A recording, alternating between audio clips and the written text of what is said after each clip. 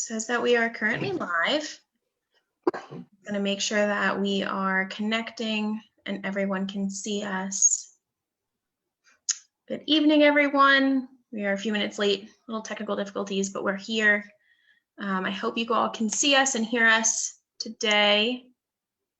Let's see, making sure we are good to go. Looks like we are, looks like we're on. Okay.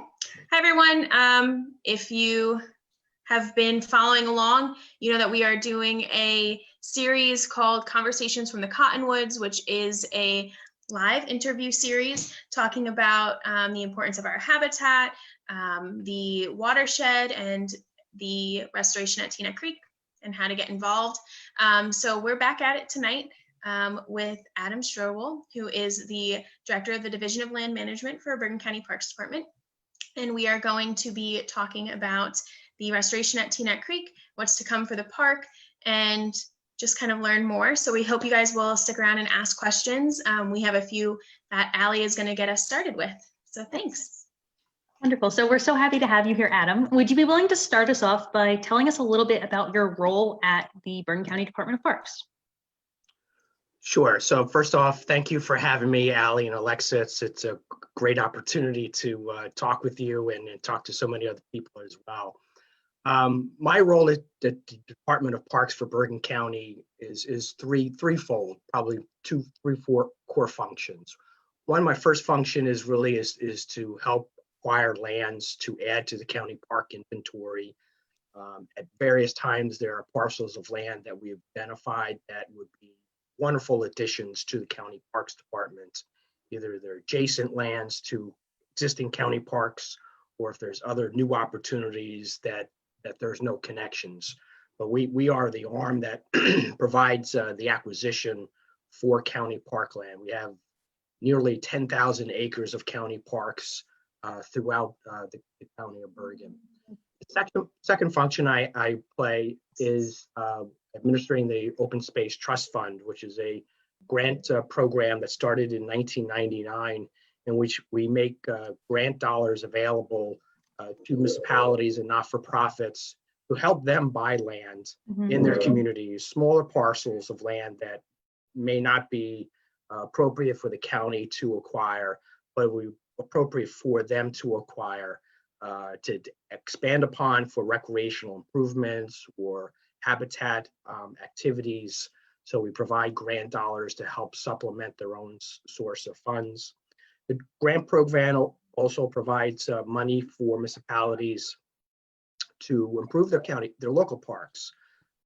Every municipality has a local park. Every municipality in Bergen County, all 70, have received grant funding from us to improve their parks. There's also historic preservation components. There's some much rich history in Bergen County, efforts to try to preserve lands and buildings and artifacts that are part of our history. There's farmland also left in Bergen County, believe it or not. There's certain segments that are operational farms, and we're working with farmers to help keep them in business and help preserve some of the remnants of what we used to be in the county as being a very agricultural-based community.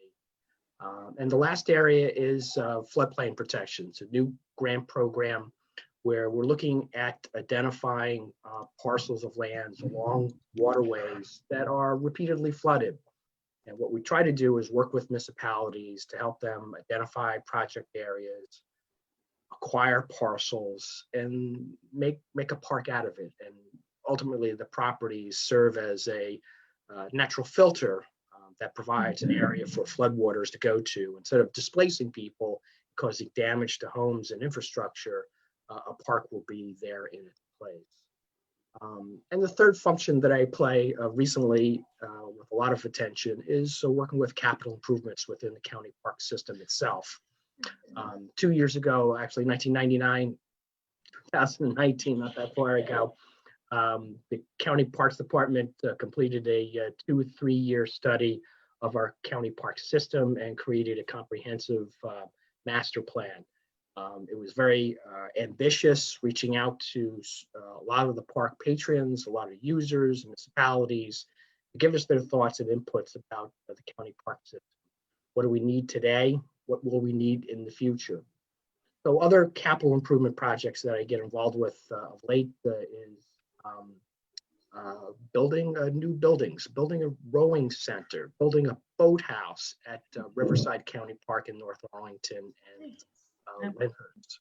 It's a new item for us. It's going to provide a new home for people who have taken up the sport of crew or rowing. Yes, I was a rower in college, so I appreciate that. So there's a lot of people out there, but there is no one boathouse in the county. So that would be the first one. And we're also working on closure of landfills at Overpeck Area 4 in Leonia. We're working with conceptual plans for that, and of course the Tina Creek Restoration Project. Awesome. Yeah, that's also exciting. I think you made it very clear, like how the county helps both the community and other nonprofits. Could you elaborate a little bit on how working with organizations such as Tina Creek and other nonprofits is actually beneficial to the county, maybe taking some work off your hands in some ways with managing a park? Absolutely. Park systems are people oriented. The parks are focused just for their natural beauties, for the habitat that they provide for plants and animals, but it's also an opportunity for people to recreate, to enjoy nature, to go hiking, to go canoeing. There's opportunities in swimming. But when we reach out to partners, we look for people who can provide hands-on, local impact, local feedback, local partners that can provide opportunities. So the Tina Creek project, Tina Creek Conservancy, is a model, is probably one of the earlier partnerships with not-for-profit to help manage a park area. The Conservancy area, as we know, is 46 acres. It's part of the greater Overpeck area, but it was for a period of time closed to the public. But there was ideas from local community people, and everything's always a local iteration. How do we make the park open for the public? So working with not-for-profits, there's multiple benefits. It's building a constituency, it's park patrons that will come into the park. People have a sense of ownership. When you're working with a local not-for-profit group, the park is usually close to their home and they have a real affinity and a connection to it. So it helps the Parks Department manage all of its parkland. Again, we have over 10,000, close to 10,000 acres, over 30 some odd park areas, and providing for opportunities to work with not-for-profits helps expand the experiences. And that's what we are charged with, providing a recreational experience for someone. That's great. I think that's totally says a lot to the mission of Tina Creek. I mean, our philosophy of partnering with the county is to be able to provide education, especially in terms of the environment, art, and history as our three pillars. And I don't think we mentioned, but Adam actually plays a dual role as Tina Creek's board president. So there's a lot of collaboration, coordination that goes through the Conservancy and the county to make sure that this partnership is beneficial on both ends. And for the Conservancy, it's definitely helpful to have as a nonprofit, the backing of the county for our property that we're, helping to manage to just kind of, give us a little bit of clout and have the Conservancy feel, part of a bigger system. We know we're called Tina Creek Conservancy, but we really are a county property. We want to be accessible for everyone across Bergen County and really kind of get out there. So I think that's really great. I think my next question really kind of gets to what I think a lot of people might be waiting to hear about, which is the specifics a little bit more about our restoration. Like, what is the goal of the project at Tina Creek? So the goals for the restoration project, there are multiple items. First off, it is something that was started a number of years ago with our founder of the Conservancy, Perry Rosenstein, looking at the park area and seeing, there's an opportunity for a park. There's also an opportunity to clean up the property because it was not in the state that was conducive to have people come to the park. So one of the things he talked about in his vision, what the future can be for the property is provide a space where the people can safely go into the park, be able to be close to nature, to be able to see different animals and flora and fauna, to be able to see things up close and in person. So the Conservancy, being 46 acres, it is part of the Overpeck park area. For history perspective, Overpeck at one time was actually the county's dump. In a period of time in the 50s, 40s and 50s, where this was the way to take care of garbage generated by county residents, these properties, which is about 800 acres of Overpeck, served as a landfill. But as with everything, it became a point where that needed to stop. And then the question was, what are you going to do with the property afterwards? So the plans were made to turn all these parks, after the landfilling was closed down, to create parkland. So the Tina Creek Park area was slated to be a landfill. Steps were taken to create the beginnings of the landfill, bringing in clay material to serve as a liner. But at some point in the intermeeting years, the idea was, well, maybe we won't create a landfill in this area. It's not as large as the other sides, but clay material still stayed. But so there's years of neglect, benign neglect, efforts not to bring it open to the public, and something that all of our attention was on other areas. But over the course of years or decades, the property transformed. Unfortunately, plant species, invasive plant species such as Phragmites and Japanese knotweed, flourished within the park, and it really does not provide a conducive area for habitat and really for a great experience. So one of the goals of the project is to remove those invasive plant species and in its place plant native plant species that are conducive for the area. We want to increase the biodiversity of the park. It's very important for the Parks Department to look at all of our natural areas to be able to manage them appropriately and help them thrive. So this is another opportunity to increase biodiversity, introduce native plants, which will hopefully attract a number of different types of animals. I know your last meeting you had Bergen County Audubon Don Torino on talking about the project, and I know he's very, very enthused about the project and the conclusion of it, and seeing the opportunity for greater migratory birds and butterflies coming to the park. He actually just asked a question. So sorry for the feedback here. His question was, do you see Tina Creek as a main environmental education facility for the Overpeck Park system in the future? Oh, absolutely. It is of all the 800 acres and the various components and the multiple municipalities, because it ranges from Palisades Park to the south and up to Englewood to the north.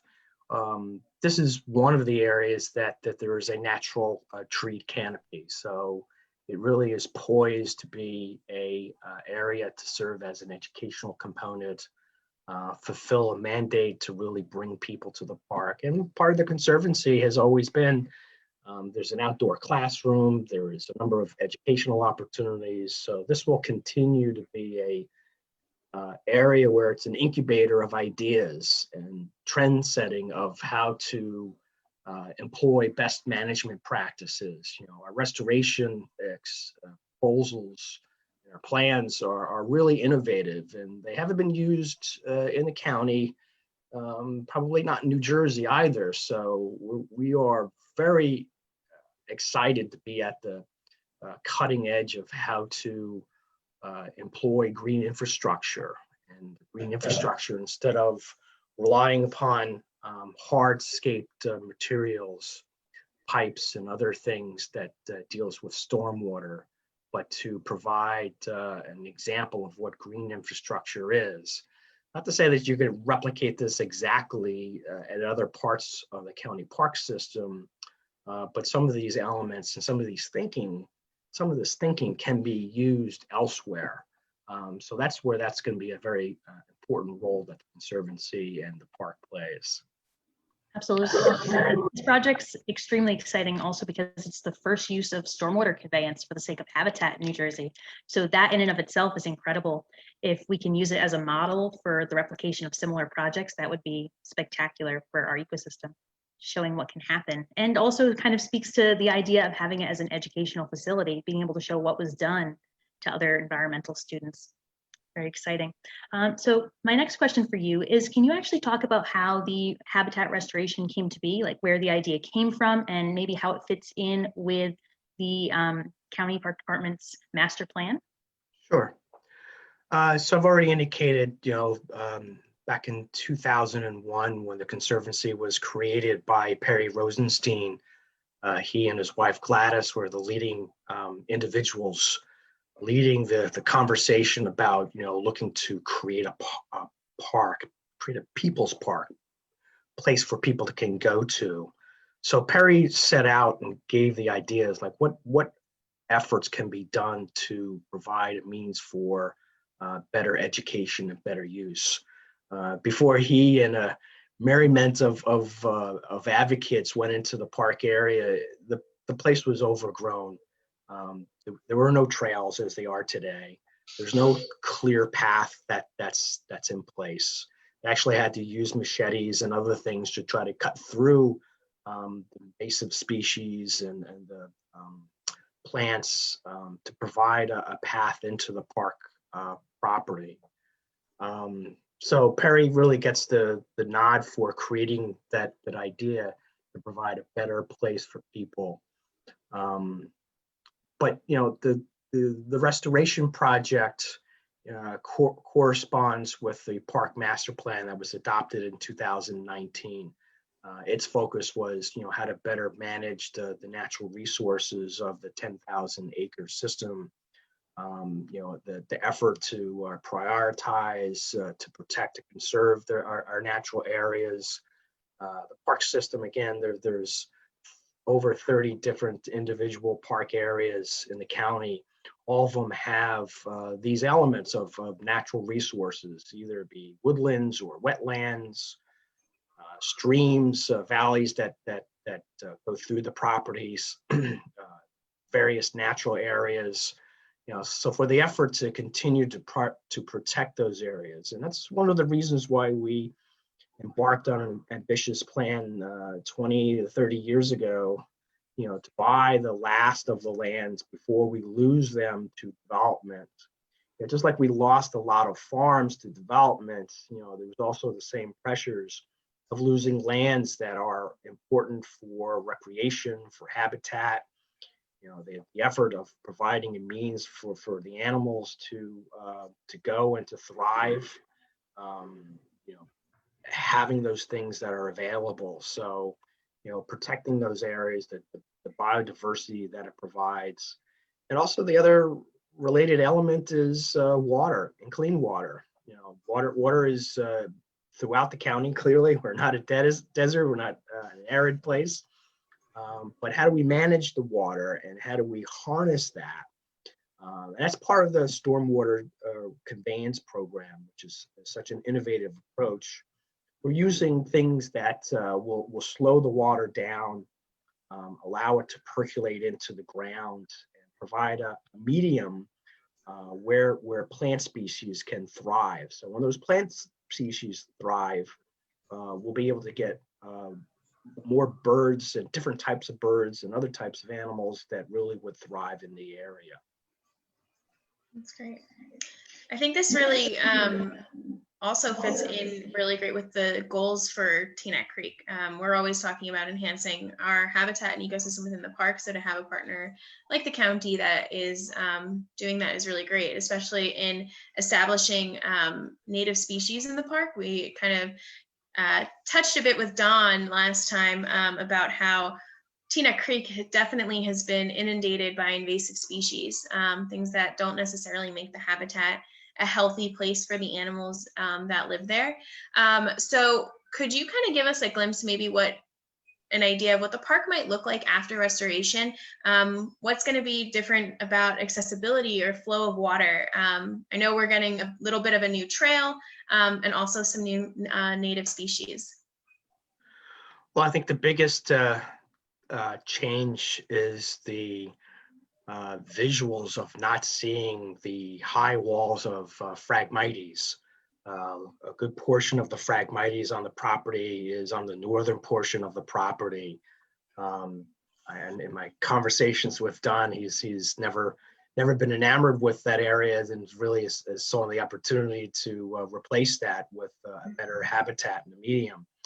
So when you come to the park, you will see the trees that are still there, the areas that are Phragmites. It's an eye-opening experience to see how much Phragmites was actually at the park, and the removal process is the first process that we're going through. So cutting down the Phragmites and the other type of invasive plant species and pulling out all the roots, as much as the roots as we can, removing a lot of the clay material. So that's really what the phase we're dealing with now.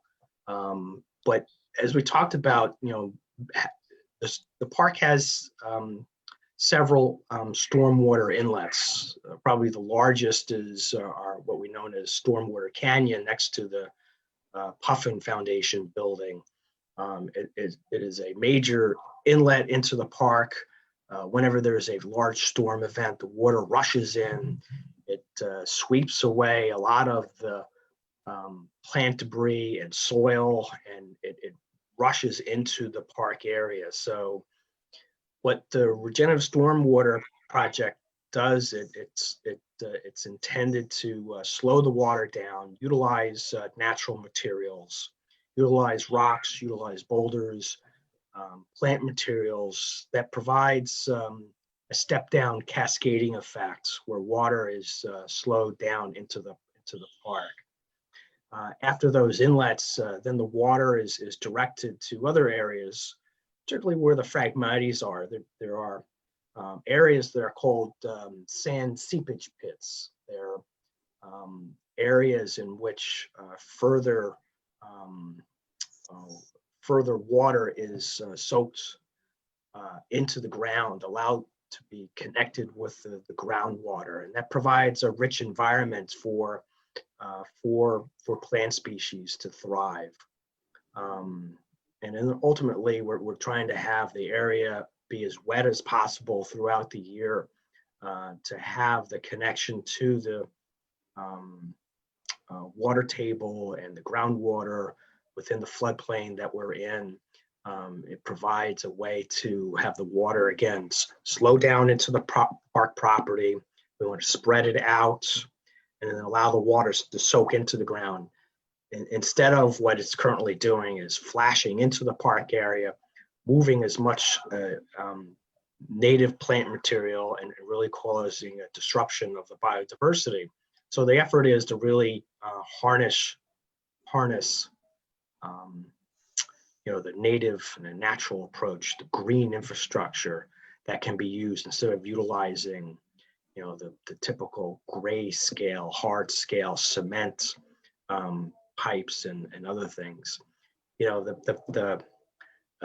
not funny, but the 5 pipes project that we have in the park, which are now painted with different murals, are actually part of that gray infrastructure.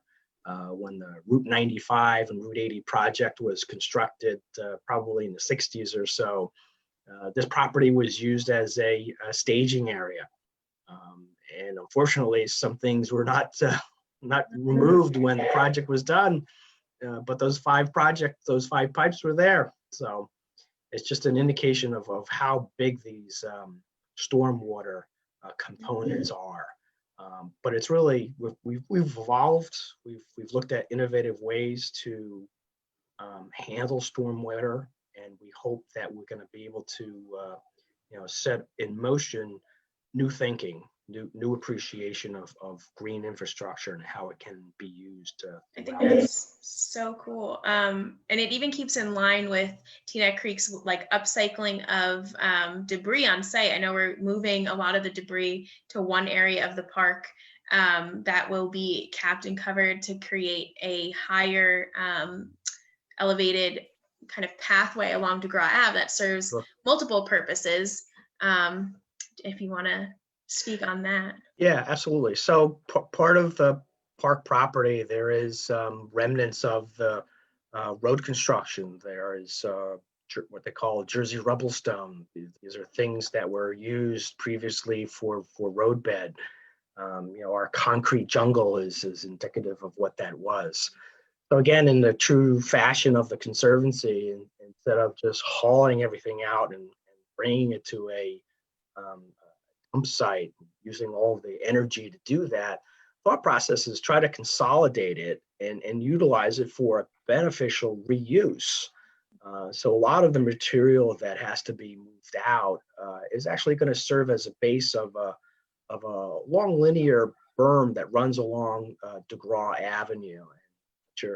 What you're previewing is, ultimately this berm is going to be built up with material from the sites, and it's going to serve as a plateau, an opportunity, very unique thing to give everybody a new vantage point to look out into the 46 acres, get a greater appreciation of really the size of the park, but also serves as a buffer of the DeGraw Avenue. We do hear traffic going by. I think people are attuned to it, but I think if we're able to shield that, provide a buffer, so it kind of reduces the sounds that are emanating into the park, people will have a greater appreciation of hearing quiets instead of just the din of cars. That's wonderful. That's a real exciting component. I'm excited to see how big it is. As much as you've gone through a planning process, only when you really get into it and start seeing things, do your eyes really open up and you see, wow, how transformative this is. It's like seeing all the Phragmites removed. I was just going to say that. Yeah, it's definitely crazy. It is a very different field, for probably a lot of folks who have continued to come to the park. And I know we're park is closed because of its construction, but we do have obviously opportunities for people to come to the park and enjoy what is available at the Fike Lane entrance. And you two have been tremendous in providing opportunities for volunteers to do plantings and other things to talk about not only the park, but also ecology, and talk about the ethics of a green environment. But if you're able to go down Puffin Way and just look to the left, past the gates, the construction gates, you don't see a lot of you don't see the Phragmites anymore, and it's an eye-opening experience. So, but at the end of the day, what we're going to see there are those sand seepage pits. You're going to see contours. You're going to see microtopography. You're going to see different plant species, and it's really, again, it's a restoration that has never been done before, to our knowledge, in this portion of the state, if the state at all. It's not been done in the county itself that we're aware of, but again, it's going to be a real exciting opportunity for people to see the transformation. There's so many people that love the park, come every day, come with their families, a lot of events. But I think we're going to have the same type of outreach to the public to come. But now they're going to see and appreciate a different look and a different educational opportunity, because we're going to talk about wetlands. We'll talk about the creation of areas in which water is talked about, instead of just thinking storm water just gets piped into a sewer and it goes into the river. It actually connects to our floodplain and provides a benefit from a ecological perspective. So there's a lot of things that can come about. The other thing is, I know I'm going on, is the eco art component of Teaneck Creek. Just knowing the opportunity when the artists see the transformation, and their creative juices will probably start flowing quite a bit, and try to see, well, how do we communicate newness and rebirth and new efforts, new initiatives. I think you can see a lot of new restoration ideas for eco art projects, and we're going to see Don and a lot of the other members of his organization and others to come to the park and really appreciate what we have. Absolutely. We just also had a question. Sure. Sorry, the reverb. We also just had a question from Shannon, who asks, what is the anticipated completion date for the restoration? So great question. So the construction plan, the design was developed with the effort to get plant species, get plants into the ground. So naturally, there has to be a very, very regimented process that we have to go through. So we have planned out the project to be done within 11 or 12 months. So maybe a year ago from at this point, next year, the project will be complete. The project, the plants will be in the ground.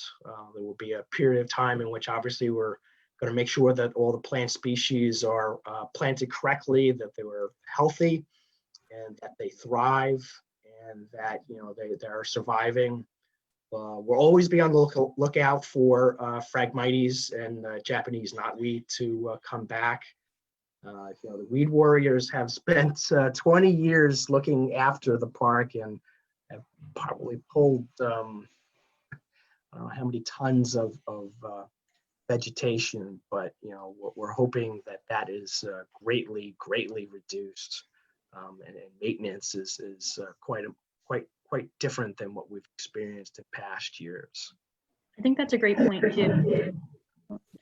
Our weed warriors meet every single week and they remove invasive species, but just the scale of what the county is doing is so much larger, and so much that would be so hard. It would take so many years for the weed warriors to actually be able to do this.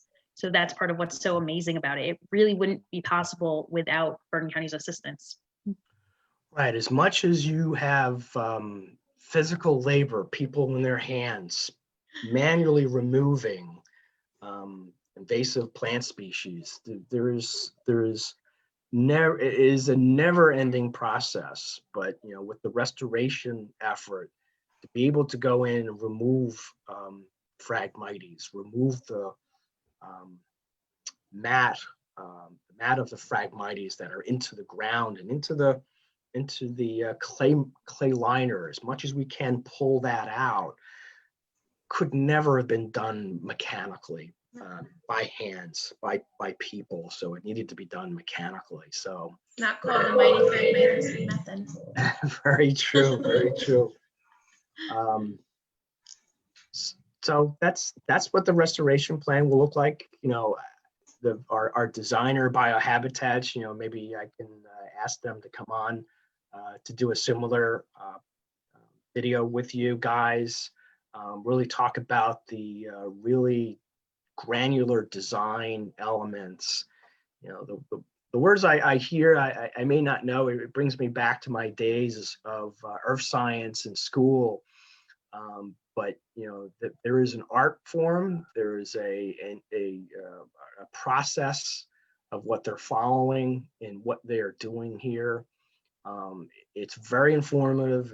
It's very cutting edge. And again, we're hoping to spread the news to so many other jurisdictions and invite people to come here and see what is happening and how they can follow these same best practices. And with best practices, there's always going to be even greater enhancements to practices.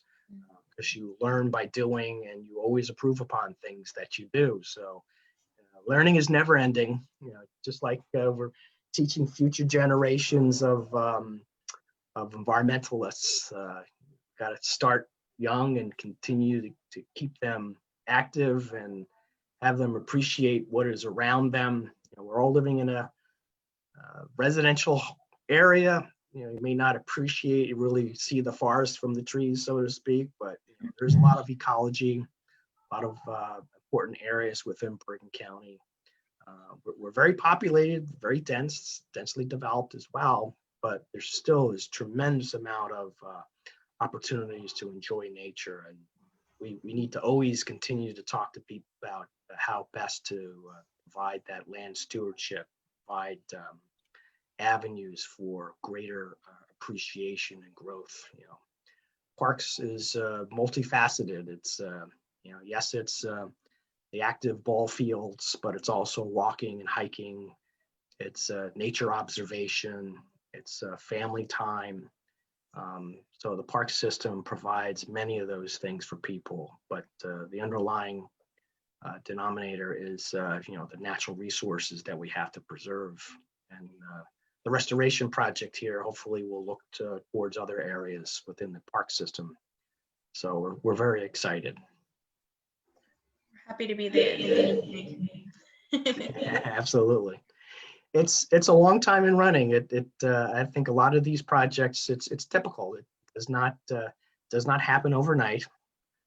It takes time and patience, and it takes commitment and follow through.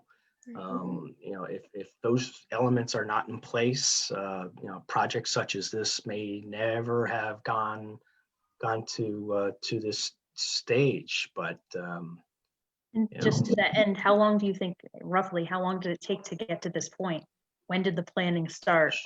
Sure. Great question. So, after the Conservancy was created, part of the component was a partnership with Rutgers University, Cook College at the time, asking professors and professionals who can analyze the park area to understand how the park is functioning from an ecological perspective. So there was a number of studies that were done and analysis, but eventually in 2016, a report was created by Rutgers and an environmental engineering firm to develop a conceptual restoration plan. That was a major milestone, and that was the culmination of work with Rutgers and scientists, students, and professors and professionals, and it provided a vision, a continuation. It verified what Perry thought could happen to this property, so we were very happy with that. But the time period from 2007 to maybe 2019, 2020, it takes time. As I said, the park system is very large. We have staff, but there is always never enough staff to complete everything as quickly as we would like to. But it takes some time. It takes an initiative. And really, Area 4 of Overpeck, which is still another area that needs to be closed, that we took the opportunity of the work that's being done there to dovetail the two project areas. And if it wasn't for Area 4, I don't know if we would have seen the progress to Area 1 and the habitat restoration, because Area 4 actually serves as a resource. Sand material that has been deposited over there actually was trucked over to the Tina Creek property for the restoration project. Wood chips that was collected by the Parks Department also is part of the restoration project that Biohabitats put together. Two things that would help, again, water to filter into the property. So there's a mixture of sand and wood chips, obviously boulders. So So those two project areas will always be tied together. And if it wasn't for Area 4, we may not have gotten to this point. Because it does take a lot of time. It's not, it is a costly endeavor to do what we're doing, but it's well worth it. And it really is going to provide, the inspiration for others to follow and to emulate.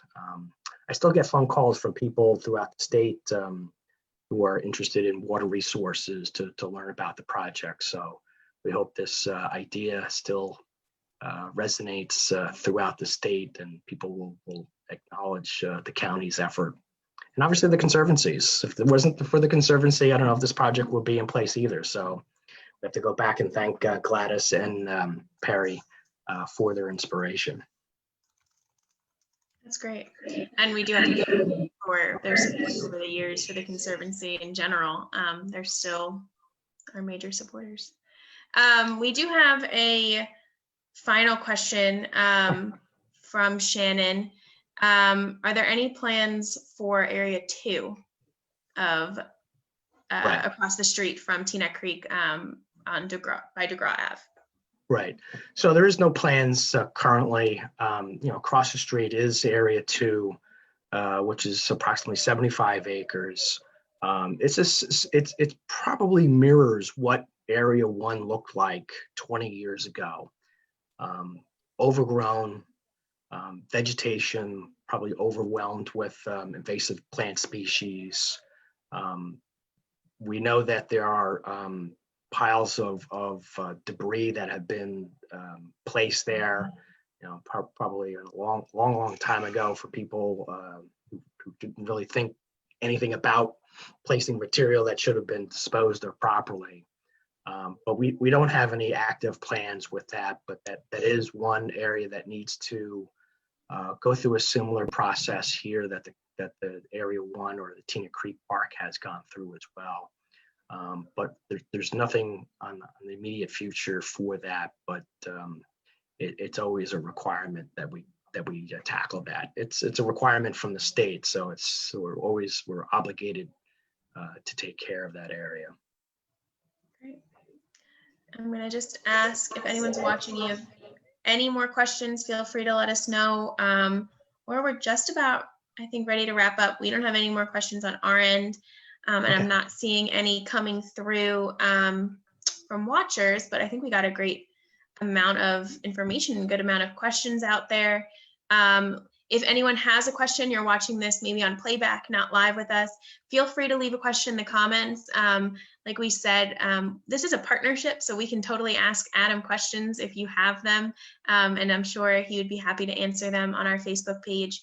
And we can definitely get you answers. So if anything comes up that maybe we didn't cover and you have a question about, please feel free to ask, and we're happy to get you an answer. To that end, we have one more of these, or actually we have two more, but we have one more this week. On Thursday night, we will be talking with 5 other nonprofits and how they work with their local government, be it state, county, or their township. So that'll be an interesting play on how nonprofits, especially environmental nonprofits, can engage with government and figure out ways to help their environment. So please tune in at 6:30 for that. And thank you, Adam, for joining us tonight. And we hope you all are enjoying this series, and we'll be back with you on Thursday. Have a great week. Thank you so much, Adam. Thank you. No problem. Thank you.